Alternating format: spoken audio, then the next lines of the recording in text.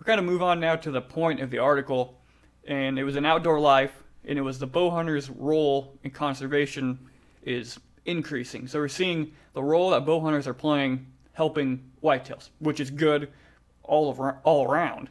But it said 25% of all whitetails killed.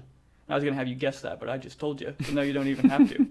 But 25% of all whitetails that are killed with a bow, which was higher than I thought it probably was at 25%. That's why I was going to have you guess because I wanted to see feel like thought, but I read through it too quick. I feel like that's lower than what people would expect.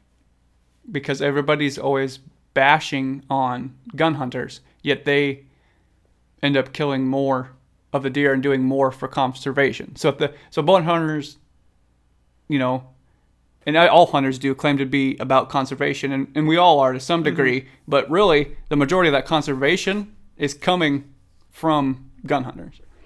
Yeah. If you're talking about, you know, as in culling deer and managing the population, it's coming from, not from bow hunters, but from the gun hunters. Yeah, and a lot of bow hunters like to get on their high horse and get mad at the Orange Army, which is a term I like absolutely cringe at whenever somebody says it. But you have to be careful there because they do they're more providing for a lot conservation, for conservation as far as Pittman Robertson dollars, you know, just hunters in general, where they're during the rifle season, you know, going to gas stations and restaurants and spending money in your towns. And just the number of people that are on the side of hunting. If you take out gun hunters from the voting population, from people that are going to stand up for conservation and wildlife and our hunting rights and gun rights, you know, a lot of that comes from the Orange Army.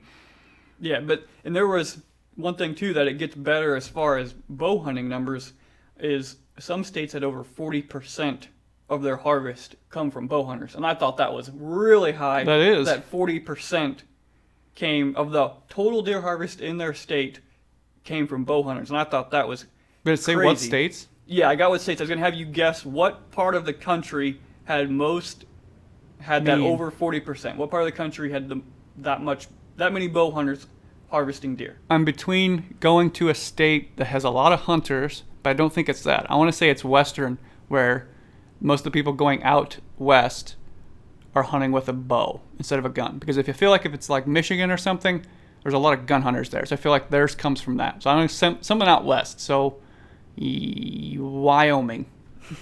You're not even close. Oh my gosh. So it's the northeastern states. So New Jersey was 63%. Connecticut was 53%. Is it because of the population? Suburban, like they're hunting in cities and you can't hunt with guns? Yeah, hunting in cities because they have over deer thought of that. populations, more houses, so you have to hunt with a bow. We should have thought of that. But Connecticut was 53%. Ohio and Massachusetts were both 48%. And then Illinois and Kansas were both 41%. So, but I found that interesting. I mean, to me, the Northeast makes sense when you think about it. Like you said, suburban hunting, have to hunt with a bow. There's less of a gun hunting tradition where, you know, Michigan, Minnesota, Wisconsin, even Nebraska, Iowa, the gun hunting tradition is still fairly strong. A lot of people gun hunt and don't bow hunt as much. So